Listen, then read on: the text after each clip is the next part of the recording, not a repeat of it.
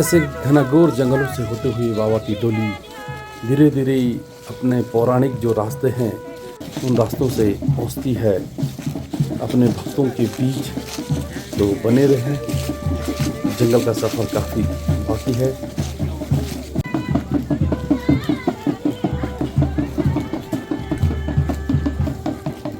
इस जगह पर बाबा की डोली 4-5 घंटे खड़ी रही। उस जगह पर खड़े रहने का भी यही कारण है दोस्तों, जैसे कि इस जंगल से भी बाबा की डोली जा रही है। ऐसे कि बाबा की डोली का एक रास्ता होता था, पौराणिक रास्ता। उस रास्ते पर वन विभाग के द्वारा कुछ हट्स और निर्माण किए गए, जैसे कि बाबा की डोली उस रास्ते में रुक गई। आप लोगों को सर्वविदित होगा या जानकारी होगी, अगर नहीं है तो मैं आप लोगों को बता देता हूँ दोस्तों। बाबा की डोली कभी भी ज़्यादातर पुल से नहीं जाती है और इसका भी एक बहुत बड़ा कारण है। यदि आप लोग चाहेंगे इस कारण को मैं आप लोगों के सामने रखूँगा। तो बाबा की डोली आपको बता देता हूँ, मधुगंगा जैसी नदियों में भी पुल से नहीं जाती है और बाबा की डोली पुल के नीचे से नदी से जाती है। तो आपने इसका प्रमाण देखे होंगे। और ऐसा ही बाबा की डोली का एक नियम है कि जो बाबा की डोली का एक जाने का रास्ता है और एक आने का रास्ता है। जाने का रास्ता जलकुट होते हुए है और आते समय बाबा की डोली बैंड से हुड्डू गांव से अपने भक्तों से मिलकर अपने शीतकालीन गद्दी स्थली मक्कू के लिए आती है।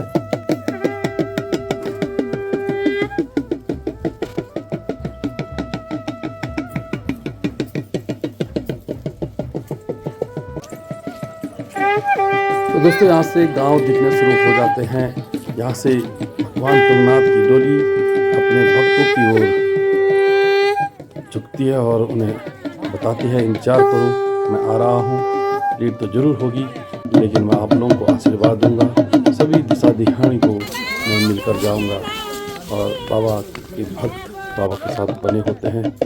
आप देख सकते हैं पूरे वीडियो में बाबा की अपार माया और दर्शन देखने के लिए मिलेंगे आपको।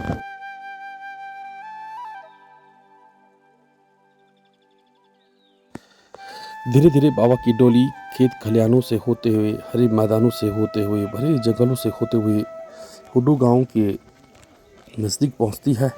और कहा जाता है कि यहाँ पहुंचकर बाबा की डोली प्रसन्न हो जाती है। और प्रसन्न भी क्यों ना हो, बाबा की डोली कैलाश से शीतकालीन गद्दी स्थली के लिए प्रस्थान हो रही है।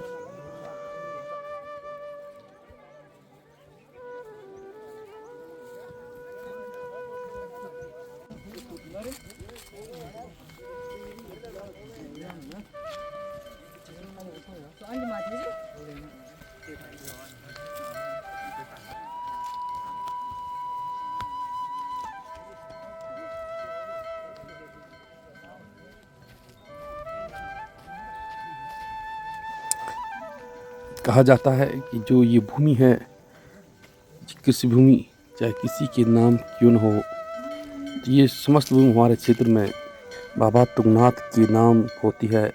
और बाबा तुंगनाथ चाहे किसी भूमि पर भी अपना अधिकार जमा सकते हैं, कहीं पर भी अपना ड्यूल बना सकते हैं।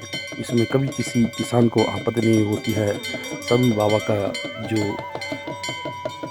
मैसेज होता है, बाबा का जो आदेश होता है, सभी को मान्य होता है।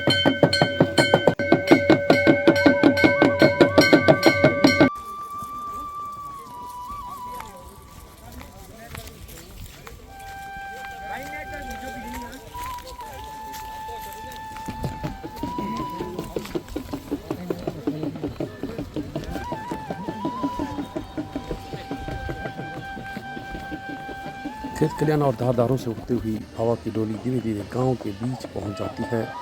यहाँ पर ध्यान के द्वारा बाबा की डोली का आगमन किया जाता है।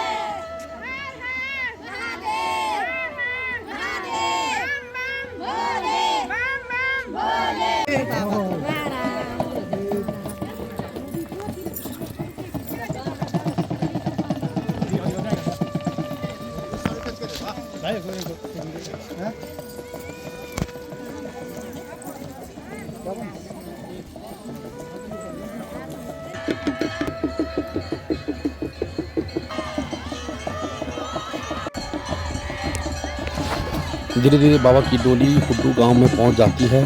तो यहाँ पर बाबा के ऊपर रक्षन डाला जाता है। रक्षन हम उसको बोलते हैं जिसमें दाल चावल वगैरह वगैरह डाली जाती है।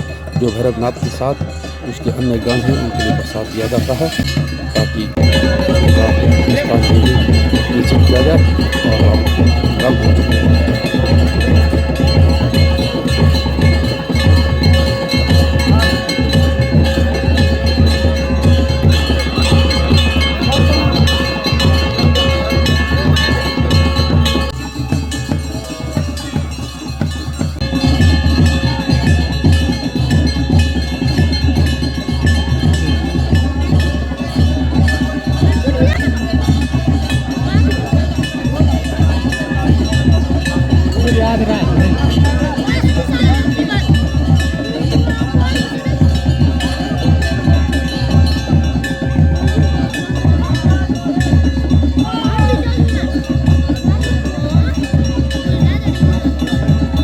यहाँ पर महारानी का भी अवतरण होता है और उसके बाद फिर डोली वापस पंचायती चौक के लिए चली जाती है, जहाँ पर बहुत सारे भक्त बाबा की डोली का इंतज़ार कर रहे हैं।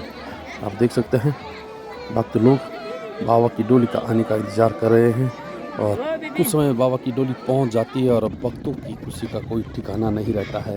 आप देख सकते हैं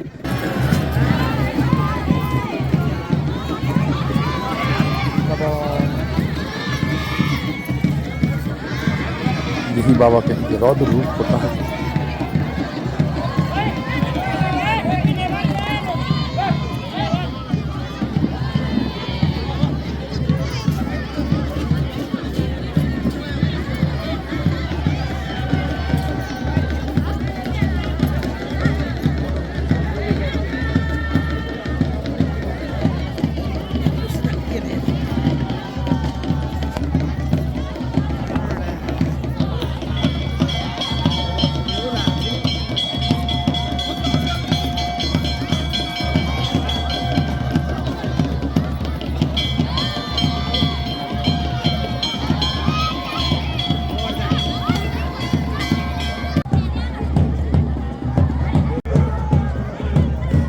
बाबा की डोली गांव में नज़दीक पहुँचती है तो सभी गांव वालों के द्वारा परिवार की ओर से बाबा के आगमन के लिए दिया धूप बत्ती फल बाबा के स्वागत के लिए लाए जाते हैं और अर्घ का प्रसाद दिया जाता है।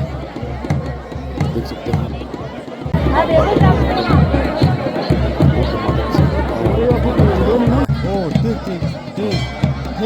इस समय यहाँ पर भक्तों के द्वारा बाबा के दर्शन किए जाते हैं।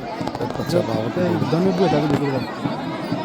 सभी भक्तों को दर्शन देती है।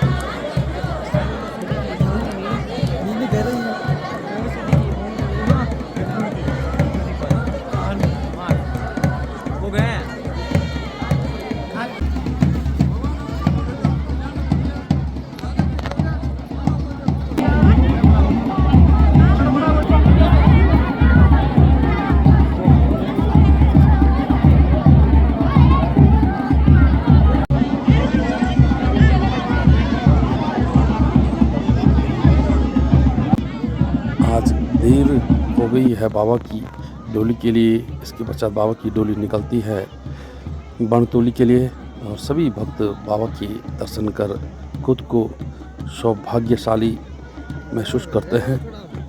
तो इसके बाद बाबा की डोली निकलती है बनतोली के लिए। ठीक है दोस्तों, मिलते हैं आपको किसी एक और वीडियो के साथ। तब तक के लिए जय हिंद, जय भारत, जय उत्तराखंड, जय भोलेनाथ बाबा तुंगनाथ की जय।